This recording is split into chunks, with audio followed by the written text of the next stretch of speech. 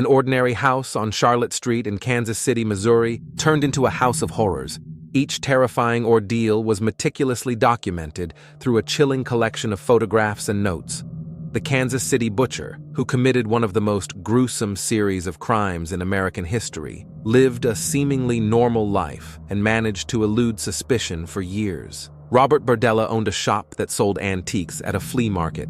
There he met another vendor, Paul Howell, who ran a neighboring booth. Berdella also got to know Howell's younger son, Jerry. Initially, Jerry and his friends mocked Berdella for being openly gay, but Berdella later claimed that Jerry confessed to him about earning money through being a male sex worker. Berdella maintained a friendly relationship with the family, occasionally helping Jerry out of minor legal troubles. By 1984, Jerry was 19 years old. On July 5, 1984, Berdella murdered Jerry Howell, his first known victim, after offering him a ride to a dance contest. He reportedly incapacitated Howell with alcohol and a variety of tranquilizers in his car, then further sedated him at his home until he became unconscious. Then he injected Jerry with a heavy tranquilizer. Howell was bound and subjected to continuous abuse, torture, and sexual assault over 28 hours. Howell asked Bob why he was being treated this way and begged Berdella to free him. Berdella claimed Howell died from asphyxiation caused by a gag and the drugs as he was unable to catch breath. Berdella claimed he had not expected this to happen and tried to perform CPR. Then he moved the body to the basement and disposed of it in trash bags for garbage collection.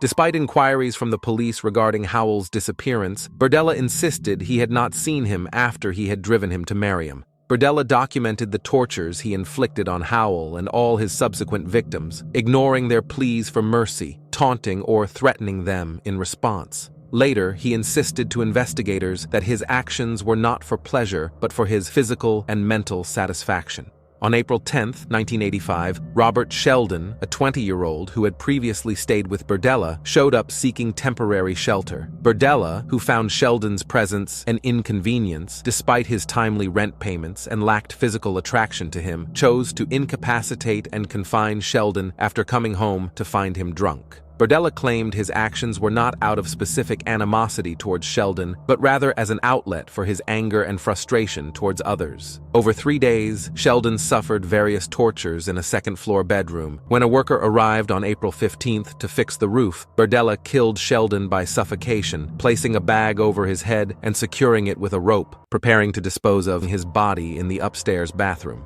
The roofer and the residents of Charlotte Street, going about their daily lives, were completely unaware of the horrors behind the closed doors of Berdella's house. In June, Berdella encountered Mark Wallace, who had previously helped him with yard work, hiding in his tool shed during a storm. Observing Wallace's distressed state, Berdella offered him a dose of tranquilizers, claiming it would help him calm down and relax. After accepting, Wallace soon became the next Berdella's captive. Wallace spent nearly a day under Berdella's control, subjected to torture, ultimately leading to Wallace's death from the combined effects of drugs, gagging, and oxygen deprivation, with Berdella recording the time of death at 7 p.m. on June 23rd. Berdella's predilection for young men did not start as overtly sinister. These young men, often estranged from their families or struggling to find their way, were drawn to Berdella's apparent kindness. He offered them work, a place to stay, or simply an ear to listen, exploiting their vulnerabilities to fulfill his own depraved desires. Each victim, a young man seeking connection or support, found themselves ensnared in a nightmare from which there was no escape. On September 26, 1985, Berdella received a phone call from James Ferris, an acquaintance, who requested to stay at his house temporarily. Berdella agreed, planning to abduct Ferris, and arranged to meet him at a bar that night. Despite the brutal treatment of his earlier victims, Berdella claimed that Ferris was the first person he had intentionally tortured. He admitted that he sometimes stopped updating his logs of abuse, thinking the victims were close to death. After drugging Ferris with crushed tranquilizers hidden in his food, Berdella tied him to his bed and subjected him to continuous torture for 27 hours. Ferris got delirious, but Berdella didn't stop his torture and sexual assault. He then wrote in his log that Ferris was unable to sit up more than 10 to 15 seconds. His next entry was very delayed breathing. Ferris's condition deteriorated, leading to his death, which Berdella cryptically logged as 86, a term from his chef career meaning anything from throw it out to stop the project. The act of documenting his crimes suggests a level of premeditation and detachment that is chilling, as well as a pathological need for control. Berdella didn't just want to dominate his victims physically, he sought to immortalize his power over them.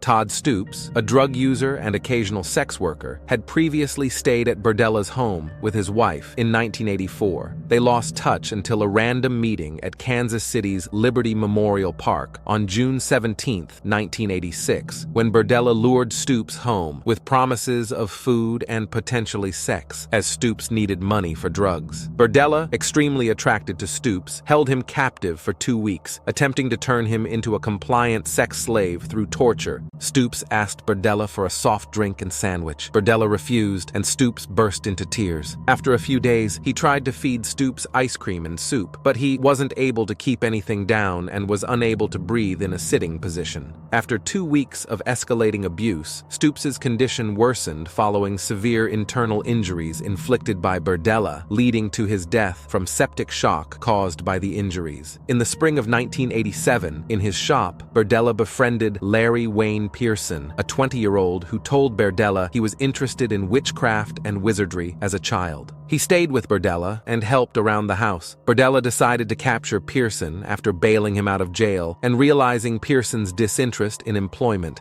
After watching the movie Creepshow 2, they drove around Kansas. Larry told him about robbing gay men, which finalized Berdella's decision. After sharing a meal, Berdella drugged Pearson, then tortured him in the basement. He bound Pearson's hands above his head and brought an electrical transformer, then moved him upstairs as a reward for his compliance. Berdella said Pearson was the most cooperative of his 6 murder victims. Pearson endured 6 weeks of captivity and abuse. He learned to sleep without moving so as not to antagonize Berdella and to avoid torture. One day, in an act of defiance, he bit Berdella and screamed that he could no longer tolerate this treatment. Berdella responded by fatally bludgeoning and suffocating Pearson, then prepared to dispose of his body before burying it in the backyard. Then he drove to hospital to get treatment for his wound.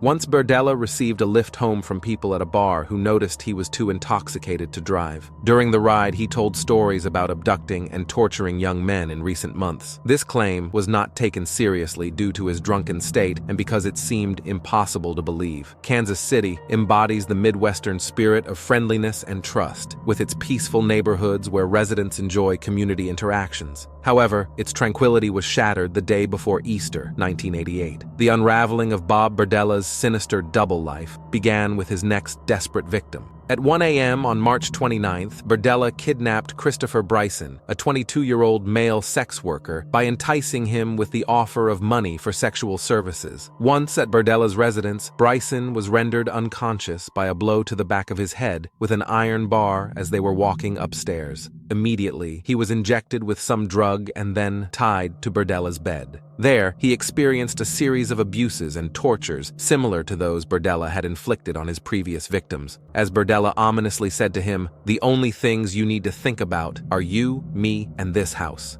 Days into his captivity, Berdella told Bryson that he had started to trust him. He indicated a willingness to discuss certain elements of the torture, but made it clear that there would be no compromise on his sexual abuse. Berdella concluded with a grim caution, saying to Bryson, "I've gotten this far with other people before, and they're dead now because of mistakes they made." Within 3 days of being held captive, Bryson had managed to gain enough of Berdella's trust to convince him to alter the way he was restrained, arguing that being tied up by his wrists above his head was cutting off circulation to his arms. Instead, Berdella agreed to tie his hands in front of him following the abuse. Bryson also convinced Berdella to leave a TV on, with the remote control within reach when he was not in the room. Bryson constantly thought about escaping during this time. On the next day, seizing an opportunity when Berdella left for work and mistakenly left a matchbook within reach, Bryson burned through his restraints. Wearing nothing except a dog collar, Bryson made his daring escape by jumping from a second-floor window,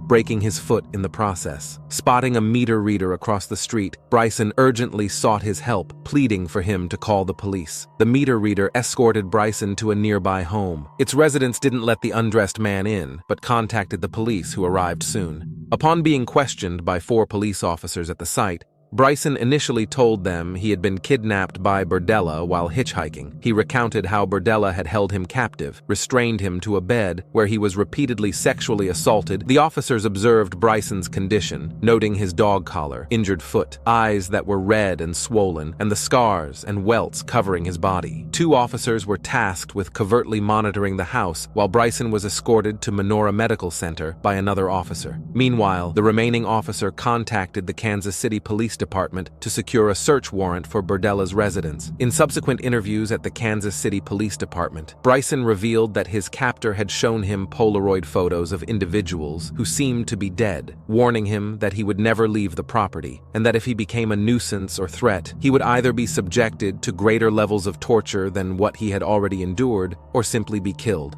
Following Bryson's escape, Berdella was apprehended on charges related to Christopher Bryson's sexual assault that same afternoon. Missouri law gave detectives 20 hours to justify their detention and determine the charges, turning the Easter weekend into a busy period for them as they began to uncover the city's most notorious serial killer case. Berdella was seen by friends and family as an eccentric but likable and responsible individual, though he was known to be condescending towards women and those he deemed intellectually inferior. No one in Kansas City wanted to believe that they had been living alongside a monster. Some of Berdella's friends even accused the police of framing him. Berdella refused entry to the police into his house, prompting the issuance of a search warrant based on the earlier request. As law enforcement officers stepped through the door of Berdella's home, they were confronted with a scene that was beyond their worst nightmares. The house was a macabre museum of cruelty. The search validated Bryson's account of being restrained and tortured in a bedroom on the 2nd floor, where investigators found burnt ropes attached to the posts at the foot of the bed, an electrical transformer with wires extending to the bed, and a tray with syringes, prescription drugs, swabs, and eye drops near the bed. Additionally, tools of restraint and torture, including an iron pipe, various ropes, and leather belts, were discovered, with evident wear on the bedposts indicating the struggle of restrained individuals. The presence of a chainsaw, hacksaw, and miter saw further corroborated the gruesome activities. An alarming find of 334 Polaroid pictures and 34 snapshot prints in Berdella's house depicted Bryson and other men capturing moments of their lives, torture, and death. The property also contained occult literature and a stenographer's pad with detailed accounts of the torture inflicted on each victim lying atop a chest of drawers. Each photograph, each note, told a story of unimaginable suffering and despair. It was a window into the mind of a man who saw others not as people, but as objects for his own sadistic gratification. Additionally, newspaper clippings about a missing individual named Jerry Howell and a wallet and driver's license belonging to another missing person, James Ferris, were found in a closet on the 2nd floor, highlighting the extent of Berdella's crimes. The Kansas City Police Department formed a dedicated task force consisting of 11 detectives and a sergeant to concentrate solely on the Berdella investigation. This team delved into Berdella's past, uncovering his notoriety among the local male sex workers for targeting vulnerable young men. His reputation was marred by his abusive practices, including drugging and torturing his sexual partners. Despite Berdella's denials and the lack of concrete evidence to connect him directly to the disappearances, his status as a key suspect had led to surveillance and questioning, which he resisted without legal representation, prompting his lawyer to threaten action against the police for harassment. The identification of James Ferris by his wife in photos found at Berdella's, and the identification by Paul Howell of a man in Berdella's basement as his son confirmed the suspicions. Efforts were made to identify other young men in the photographs to ascertain their fates, with detectives comparing new photos of Berdella to those in the Polaroids to match the photographer's body parts visible in the shots. Berdella had to pose for this purpose. Despite feeling embarrassed and humiliated by the photo session, Berdella cooperated, though he resisted certain poses. Freddie Kellogg, a former lodger, provided insight into Berdella's manipulation manipulation and abuse, including drugging his lodgers before engaging in sex with them regardless of whether they consented or not, and coercing Kellogg to bring attractive young men to his home for parties where they would be drugged. Kellogg's account revealed Berdella's threats of blackmail against anyone who might inform the police, highlighting the fear and reluctance among male sex workers and addicts to associate with Berdella due to the rumors of his suspected involvement in Howell's disappearance. Kellogg was also able to identify 3 victims from the Polaroids, including Todd Stoops, Robert Sheldon, and Larry Wayne Pearson, further detailing Berdella's interactions, such as the bond paid for Pearson and a hospital report filed by Berdella alleging an assault by Larry Pearson. Robert Sheldon's employers told the police that he had suddenly ceased attending work at a Kansas City manufacturing plant in April 1985, which never happened before. After being notified of the findings at his property,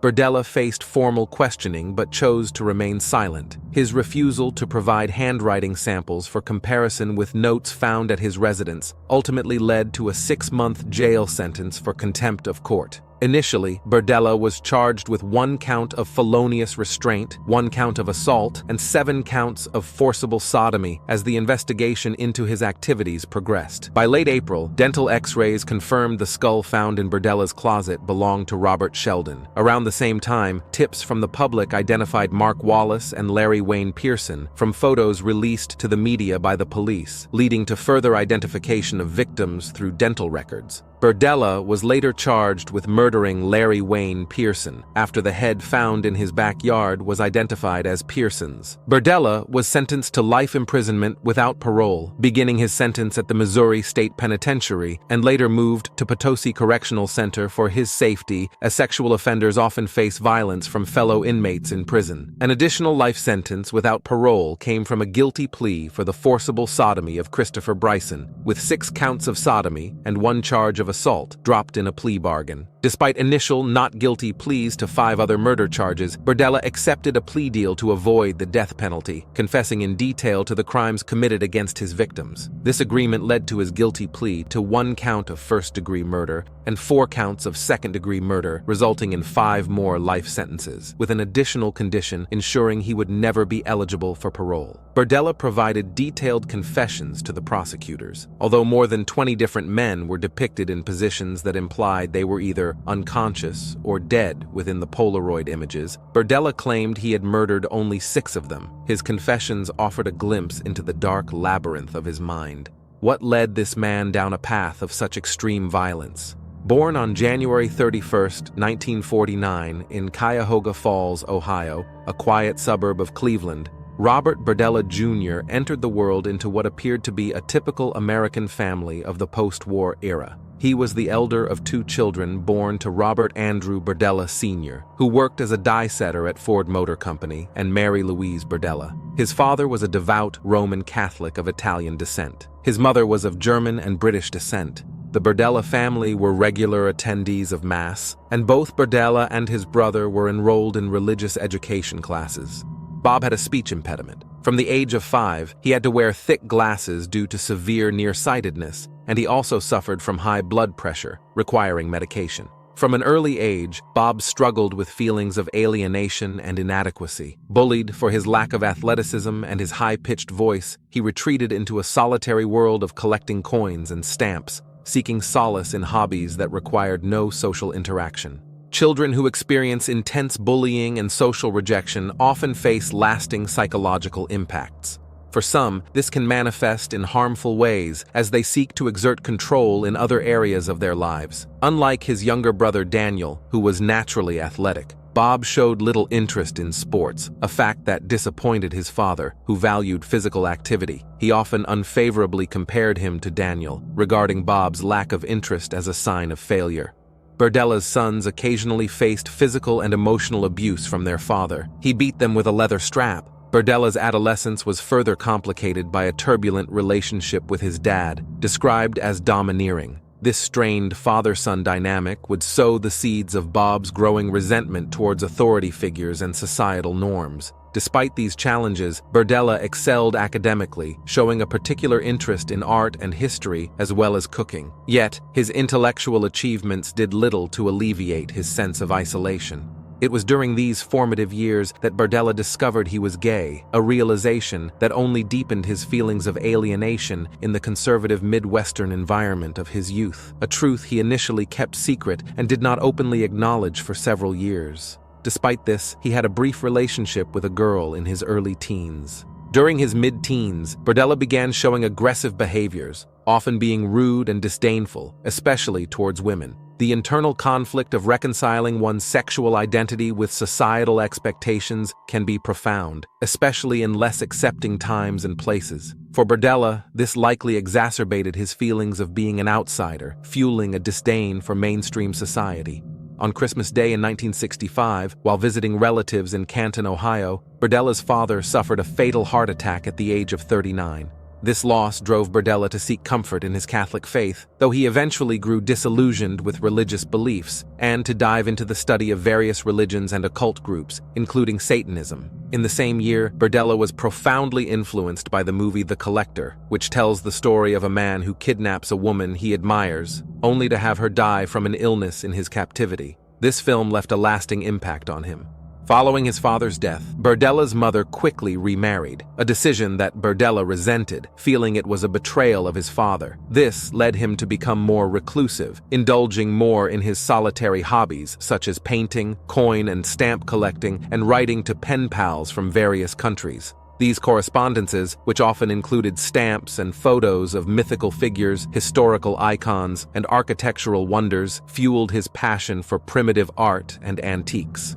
This passion eventually led him to start his own antiques business in 1982. After graduating high school, Bardella left Ohio for Kansas City, where he attended the Kansas City Art Institute. It was here, in this new environment, that Bardella began to explore his identity more freely. Yet, this period of self-discovery was marred by troubling behavior. During his first year, he stood out as an attentive and talented student.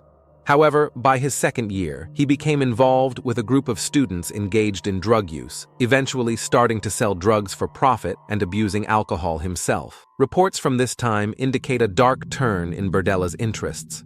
Allegations of animal torture during a college art project surfaced, revealing a disturbing fascination with control and suffering. He decapitated a duck and experimented with sedatives and tranquilizers on a dog. Though he dismissed these acts as artistic expression, they hinted at a much darker proclivity lurking within. The act of torturing animals is a well-documented warning sign in the profiles of many serial killers. It's often a precursor to more violent behaviors, indicating a deep-seated need to dominate and inflict pain.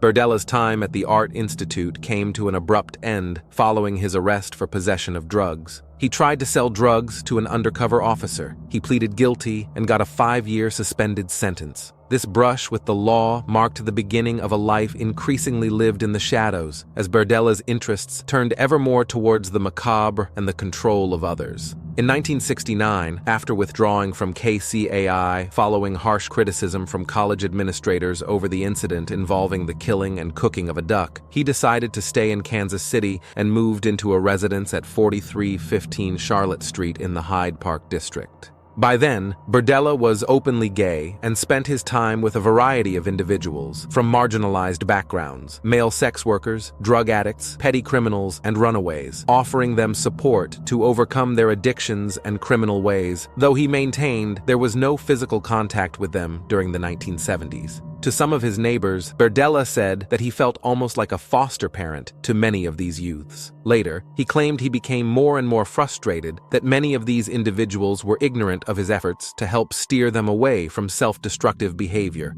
Despite his later insistence on the purity of his intentions, Bardella eventually engaged in sexual relationships with these men, often exerting control over them by providing financial support and inviting them to live at his house, rent-free. Bardella's neighbors thought he was flamboyant, yet helpful and civic-minded, albeit somewhat haughty. They said his property was unkempt. Bardella worked with the South Hyde Park Crime Prevention and Neighborhood Association. He became their chairman and encouraged neighborhood watch patrols. He left this position in the mid-1980s. His professional life included working as a short-order cook in various restaurants around Kansas City to manage legal expenses from his previous drug arrests. He sold art and antiques from his global contacts, a venture that began at his home but eventually grew into a full-time business. By the mid-1970s, his culinary career advanced as he became a senior cook in prestigious restaurants and contributed to the culinary community by co-founding a training program for chefs. By 1981, Berdella focused entirely on his thriving antiques business, having established numerous contracts with national and international partners and ceased his work as a chef. In 1982, Berdella started to lease a space at the Westport Flea Market, opening a shop called Bob's Bazaar. The Westport district of Kansas City is known for its vibrant nightlife and different types of shops, offering unique curiosities not readily available elsewhere in the city. Berdella's shop mainly dealt in primitive art, jewelry, and antiques. Despite occasionally earning a significant monthly income, the profits were not enough to cover his expenses. To supplement his income, Berdella resorted to occasionally stealing or scavenging items to sell, and also took in lodgers at his home. A psychiatric evaluation revealed Berdella's true character. He enjoyed dominance and control and saw himself as important and superior, envisioning his victims as sex slaves. He insisted he never intended to kill them. This perception helps the murderer justify his actions, or at least feel less guilty. He rationalized his actions by dehumanizing his victims, referring to them as play toys. His victims, often uneducated young men living on the margins of society, were seen as inferior by Berdella, a successful businessman. This mentality facilitated his cruel acts of torture, where he sought to control their every experience, depriving them of all emotions and sensations unless administered by him. He described his murders as some of my darkest fantasies becoming my reality. He mentioned how The Collector, a film he had first seen in 1965, deeply influenced him, especially after his initial shock and disgust following his first murder. This film, he claimed, became a motivating psychological force for his subsequent actions against his victims, who had lost any degree of humanity in his eyes once he had chosen to render them captive. These were not people that I thought of. Once I had them bound and was using them, they became something other than people to me. Berdella denied allegations of involvement in Satanism. He confessed to capturing his victims after he had unsuccessfully tried to steer them away from their general lifestyles, getting frustrated at the failure of his efforts. He said he captured them first, and what developed. Berdella had a depressive personality disorder and was also a diagnosed sexual sadist. The human psyche is a delicate balance of needs and desires. When those needs are unmet, when an individual feels profoundly disempowered, the resulting void can lead to a dangerous inversion of values. For some, like Berdella, the need to control becomes an obsession, a way to reclaim a sense of power, lost or denied. Despite his detailed confession, the remains of his 6 victims, disposed of in trash bags, were never found.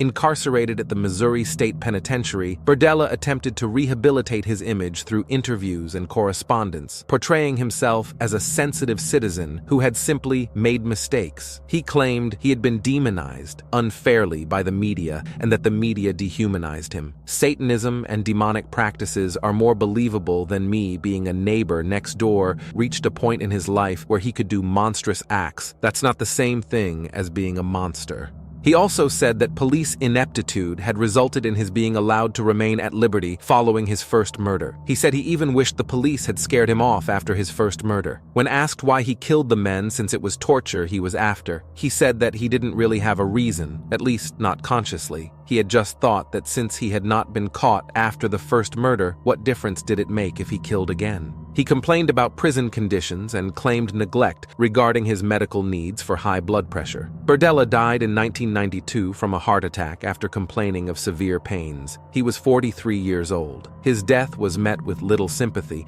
with the presiding judge at his trial making a sarcastic remark about his passing. Following Berdella's death, his collection of artifacts and furniture was auctioned to cover legal expenses, receiving telephone bids from across the United States. Before his death, millionaire Dell Dunmeyer purchased all of Berdella's belongings, including the house on Charlotte Street and the inventory in his home and store. He claimed he had no interest in the items other than he felt he understood Berdella. For years, it stood empty and became known in Kansas City as the House of Horrors. Dunmeyer eventually demolished the house and sold the lot to neighbors.